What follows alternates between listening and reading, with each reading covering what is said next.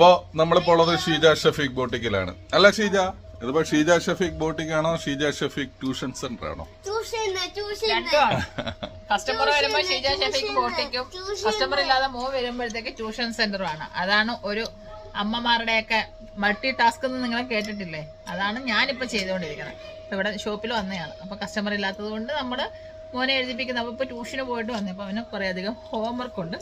അപ്പം പിന്നെ ഇവിടെ വെച്ചങ്ങ് ചെയ്യിക്ക എന്ന് കരുത്. നമ്മുടെ വീട്ടിൽ പോകുമ്പോഴത്തേക്ക് എന്തായാലും ലേറ്റ് ആവും. അപ്പം വീട്ടിൽ പോയി കഴിയുമ്പോൾ ഡിന്നറും ബാക്കിയുള്ള സെറ്റപ്പൊക്കെ ആകുമ്പോഴത്തേക്ക് കിടക്കുമ്പോൾ ലേറ്റ് ആവും. അപ്പം പിന്നെ അവൻ്റെയും ജോലി എളുപ്പമാവും, എൻ്റെയും ജോലി എളുപ്പമാവുന്നത് കൊണ്ടാണ് നമ്മളിങ്ങനെ ചെയ്യിക്കുന്നത്. സാറിനെ കൂട്ടി ഞങ്ങളിങ്ങനെ മൊബൈലിൽ ഇട്ട് 24 മണിക്കൂറും കുത്തിക്കൊണ്ടിരിക്കുന്നതാണ്. കല്ല സാർ ഇതൊക്കെ.